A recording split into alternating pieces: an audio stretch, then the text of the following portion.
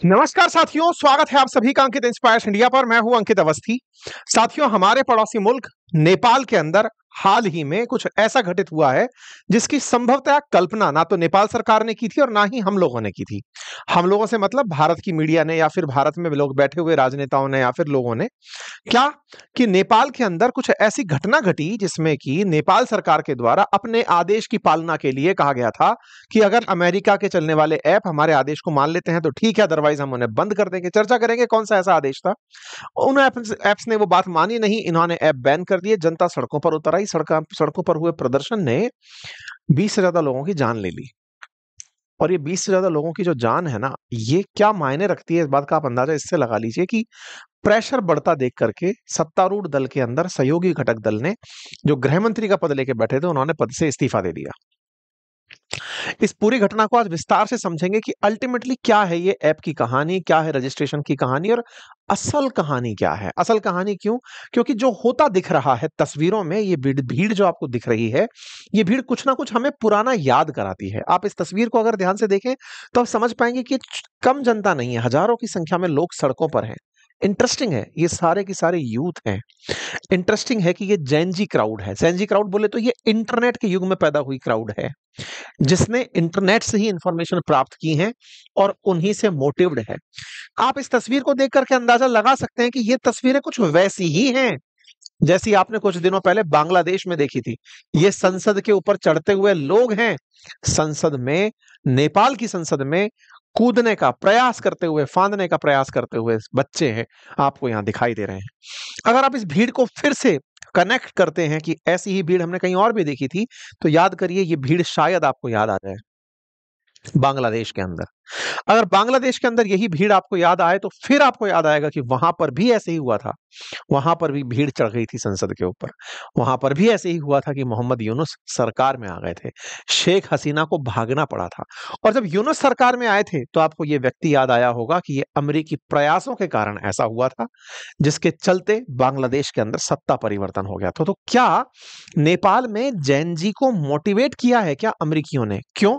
क्योंकि अमेरिकियों को अपनी तरफ से ये कहीं एहसास तो नहीं था कि नेपाल चीन के बहुत ज्यादा नजदीक चला गया है, या ये एहसास तो नहीं था कि नेपाल ने हमारे खिलाफ एक्शन लेने की हिम्मत कैसे कर ली, संसद पे हमला करवा दो। क्या है कहानी, आज के सेशन में डिस्कस करेंगे।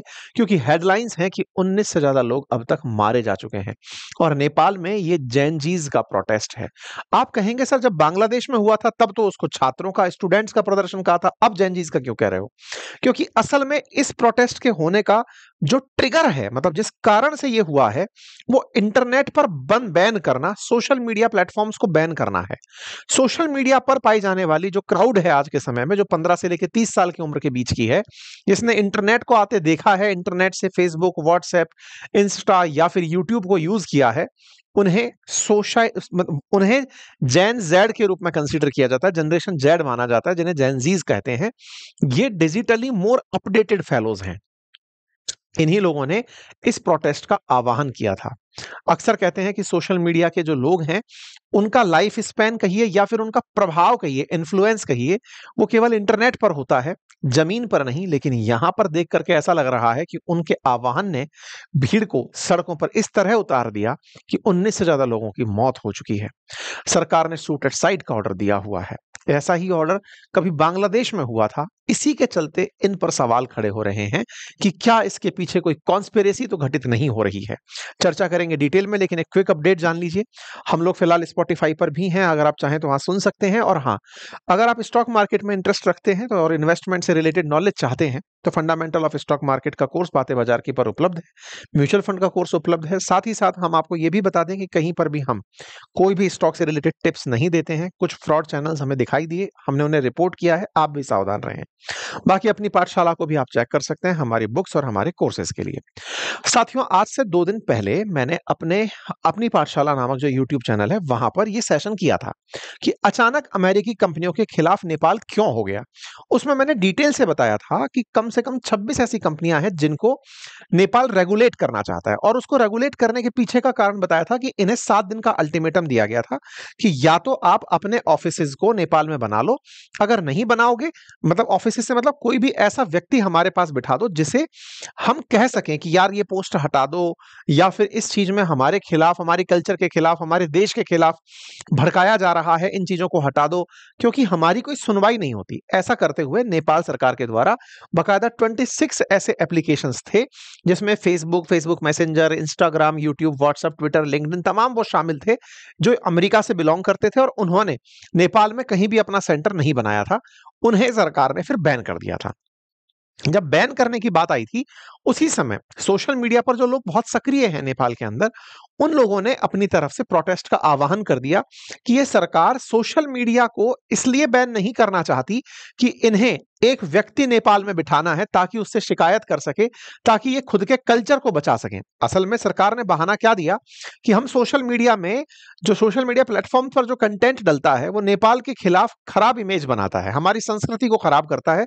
हम चाहते हैं कि कोई व्यक्ति इंटरमीडिएरी यहां अपॉइंट करें, जैसे भारत ने किया था, ऐसे इंटरमीडिएरी अपॉइंट करें जिनसे हम शिकायत कर सकें, ये अपना एक ऑफिस यहां पर डालें। जनता का कहना था कि तुम्हें हमारे कल्चर की चिंता नहीं थी, तुम्हें चिंता थी कि सोशल मीडिया पर तुम्हारे खिलाफ बहुत ज्यादा अनरेस्ट उत्पन्न हो रहा है। अच्छा, इंटरेस्टिंग क्या है, असल में क्या है कि जितना ज्यादा सोशल मीडिया पर आप लोग खुलकर बात कर पाते हैं, जो रेगुलेटेड मीडिया हो गई है, चाहे वो प्रिंट मीडिया हो, चाहे वो टेलीविजन वाली मीडिया हो, आप अक्सर देखते हैं कि उसमें सरकारी दखल बहुत होता है, तो वो वही दिखा पाते हैं जो सरकार चाह रही होती है, या सरकार विज्ञापन के अभाव में उन्हें डरा देती है। इससे कई बार चैनल सरवाइव नहीं कर पाते हैं। इसी तरह से सोशल मीडिया में चूंकि जो एडवर्टाइजमेंट है वो अपने आप में एक बड़ा, एडसेंस अपने आप में एक बड़ा रेवेन्यू सोर्स होता है, इसलिए खबरें प्रभावित हुए बिना कोई भी व्यक्ति रखता चला जाता है।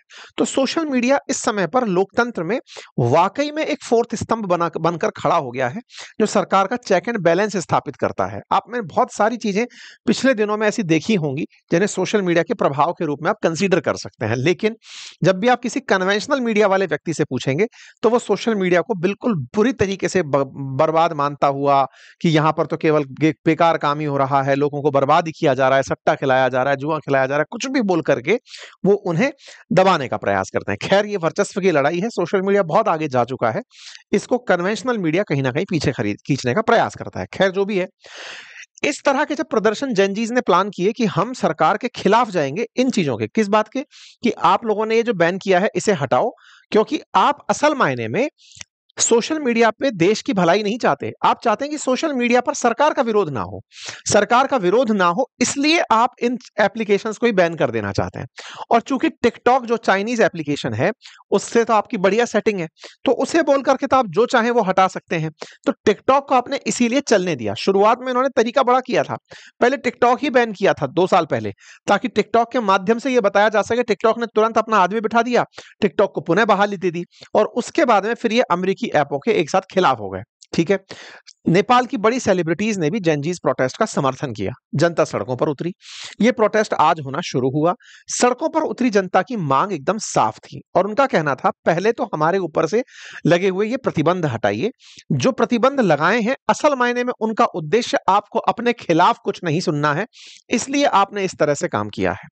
यह जनता मोटिवेटेड होकर के संसद की तरफ चलने लगी। संसद की तरफ चलने लगी, कुछ इस तरह की तस्वीरें टिकटॉक पर आना शुरू हुई। आप यहां पर जो देख रहे हैं ये टिकटॉक ही है, यहां पर जो चल रहा है। तस्वीरें कुछ इस तरह से यहां पर आपको प्रोटेस्टर्स की दिखाई देना शुरू हुआ, जो संसद के बाहर जाकर एकत्रित होना शुरू हुए। आप अगर तस्वीरों को देखें तो प्रोटेस्टर्स यहां पर पहुंचते हैं और पुलिस जो बैरिकेटिंग हो रखी है उसे हटा देते हैं, और एक साथ जो भीड़ है वो अंदर की तरफ घुसना शुरू कर देती है। इस भीड़ के नजारों को आप यहां पर देख सकते हैं कि एक पूरा की पूरा रोड जो है, जो संसद की तरफ जा रहा है, वो पूरी तरह से जनता से भर चुका है। अब इस जनता ने जब अपना गुस्सा संसद पर दिखाना शुरू किया तो ये बिल्डिंग के अंदर एंट्री कर गए। अंदर एंट्री कर गए तो इसके ऊपर चढ़ गए। चढ़ने के बाद में फिर संसद भवन के अंदर कूद गए। ये दृश्य बिल्कुल वैसे थे जो कभी पहले आया करते थे, कुछ वैसे दृश्य थे। यहां पर ये दृश्य इस तरह से दिखाई दिए जाने लगे। लोग यहां पर चढ़ करके अपने प्रोटेस्ट को करने लगे। संसद भवन के अंदर पहुंचे हुए जो लोग थे उन्हें रोकने के पुलिस के सारे प्रयास विफल रहने लगे। सुरक्षा में लगी हुई जो सरकार थी या पुलिस थी, उसको आदेश दिया गया कि आप शूट एट साइट कर दीजिए। उन्होंने शूट एट साइट कर दिया। जो चढ़ रहा था उनको गोली से मारना शुरू कर दिया।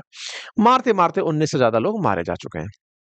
ये तस्वीर है संसद के अंदर घुसने की कोशिश करते हुए प्रदर्शनकारियों की, घुसने के बाद की तस्वीरें, नेपाल के संसद भवन के बाहर प्रदर्शनकारियों को रोकने के प्रयास करती पुलिस। ये सारी आगजनी जो तस्वीरों में आपको दिख रही है, एक आंकड़ा बताता है कि 12,000 से अधिक प्रदर्शनकारी संसद भवन तक पहुंच गए थे। केपी शर्मा ओली ने लेकिन तब भी ये कहा कि चाहे जो हो जाए, मैं भीड़ के आगे झुकने वाला नहीं हूं। ये बिल्कुल वैसे ही है जैसे शेख हसीना ने शुरुआत में कहा था कि मैं छात्रों की मांग मानने वाली नहीं हूं। शेख हसीना ने भी पुलिस से छात्रों पर गोलियां चलवा दी थी, जिससे बहुत से छात्र मारे गए थे। केपी शर्मा ओली ने भी जिद में छात्रों पर गोलियां चलवा दी। 19 से अधिक लोग मारे जा चुके हैं और पूरे राज्य में कर्फ्यू लगाने की घोषणा कर दी गई है, लेकिन प्रदर्शनकारी हैं कि वो रुकने का नाम नहीं ले रहे हैं। नेपाल के 7 शहरों के अंदर कर्फ्यू लगाया गया है। सोशल मीडिया में लगे बैन को हटाने के लिए ये सभी लोग सड़कों पर हैं और ऐसे में कर्फ्यू की चिंता किए बगैर प्रदर्शन चल रहे हैं। इन प्रदर्शनों को होता देख इंटरनेशनल मीडिया में ये कवरेज आना शुरू होता है नंबर ऑफ डेड्स के साथ कि इतने लोग मारे जा चुके हैं। इतनी तस्वीरें ऐसी निकल कर आने लगी जो काफी ज्यादा आपको उद्विग्न कर सकती हैं। ये तस्वीरें हैं, अगर आप ये देखें तो शायद आप इस बात से वास्ता रखें कि कैसे इस भीड़ में अचानक एक गोली आती है और एक व्यक्ति को जो खड़ा हुआ है उसे इस तरह से लग जाती है। कुल मिलाकर के प्रदर्शनकारियों के खिलाफ ओपन फायर खोल दिया गया। जानकारी जो निकल कर आती है हॉस्पिटल वाइज के कितने इंजर्ड हैं, तो लगभग 350 इंजर्ड और 19 मौतों की जानकारी हॉस्पिटल से निकल कर आती है। काठमांडू प्रशासन ने तोड़फोड़ करने वालों को देखते ही गोली मारने के आदेश दिए हुए हैं। ऐसे में गृह मंत्री जो यहाँ के रमेश लेखक नाम से हैं, उन्होंने अपने पद से ही कहते हुए इस्तीफा दे दिया कि छात्रों की मांग तो जेन्युइन है और हम कुछ कर नहीं पा रहे हैं। लेकिन नेपाल के प्रधानमंत्री ने कहा कि वो इस बैन को जारी रखेंगे। अब जो भी हो, जनता अपनी बातों में कितना ज्यादा मांगों को आगे बढ़ा पाती है, क्योंकि सरकार ने आगे की भी तैयारियां कर ली हैं। अगले 3 दिनों में होने वाली परीक्षाओं को स्थगित कर दिया गया है। अंतरराष्ट्रीय स्तर पर यूनिसेफ के द्वारा, यूनाइटेड नेशंस के द्वारा टिप्पणियां होना शुरू हो चुकी हैं। चर्चाएं हो रही हैं कि ये नेपाल पूरी तरह से जब से चाइना के संपर्क में आया है तब से लोगों के लोकतांत्रिक अधिकारों को दबाने लग रहा है। ऐसे में छात्रों के द्वारा मांगे रखी गई हैं। उनमें सबसे ऊपर है, सबसे पहले संसद को डिसॉल्व किया जाए। दूसरा है मास रेजिग्नेशन किए जाए पार्लियामेंटेरियंस के। इमीडिएट सस्पेंशन हो सीनियर ऑफिशियल्स का जिन्होंने इस तरह से शूट टू किल का आदेश दिया हुआ है। एक अंतरिम सरकार की स्थापना हो और अर्ली इलेक्शन नेपाल में करवाए जाएं। आपको पता होगा नेपाल में राजशाही की मांग को लेकर के भी विरोध प्रदर्शन उठे थे। वर्तमान की जो सरकार है वो चीन हितैषी है, अब उसके खिलाफ ये प्रदर्शन हो रहे हैं। कुल मिलाकर के अब इन प्रदर्शनों को करवा कौन रहा है ये तो नहीं पता, लेकिन जो हाल देख रहे हैं उसको देखकर लगता है कि केपी शर्मा ओली की जो खुद की मानसिकता है वो ही इन प्रदर्शनों के लिए जिम्मेदार ज्यादा है। उन्होंने जिस तरह से सोशल मीडिया पर प्रतिबंध लगाया और जो अभी भी इतनी मौत के बाद भी जिद पकड़े हुए हैं, निश्चित ही ये नेपाल में कुछ बड़ा संकट पैदा कर सकती है। आपको कुछ तस्वीरें मैं इसलिए याद दिला देता हूं क्योंकि पिछले कुछ सालों में जब जब ऐसे प्रदर्शन हुए हैं, सत्ता परिवर्तित हुई हैं, फिर चाहे 2021 का म्यांमार हो, श्रीलंका 2022 का हो, 2024 का बांग्लादेश हो, आपने ये सब देखा है कि जब जब इस तरह की घटनाएं हुई हैं उन्होंने गहरा असर डाला है। फिलहाल जैन जी का केवल इतना ही कहना है कि सरकार अपने करप्शन को छुपाने के लिए सोशल मीडिया पर ब्लैंकेट बैन लेकर आ गई, जो कि अपने आप में उसके किसी और भाव को दर्शाता है। बाकी आप लोग इस विषय पर क्या सोचते हैं, अपनी राय जरूर बताइएगा। साथियों, समटाइम्स कुछ सेशन ऐसे होते हैं जिनको हमें इसलिए भी अपने साथ साझा करना होता है क्योंकि ये हमारे भी सोचने के दायरे को बड़ा करते हैं। इस तरह के जो प्रोटेस्ट हैं ये आपको सोचने के लिए अवश्य विवश करते हैं। आप सोचिए और बताइए, कमेंट बॉक्स में अपनी राय बताइए कि अल्टीमेटली आपको कौन सा पक्ष इसमें सही दिख रहा है और क्या ऐसा किया जाए जिससे कि ये रास्ता बहुत अच्छे से सुगम तरीके से सुलह की तरफ बढ़े। फिलहाल के लिए इतना ही, अपना ख्याल रखें। बाकी हमें आप लोग अपने बातें बाजार की एप्लीकेशन पर और अपनी पाठशाला एप्लीकेशन पर कंटेंट पॉइंट ऑफ व्यू से सर्च कर सकते हैं। Thank you.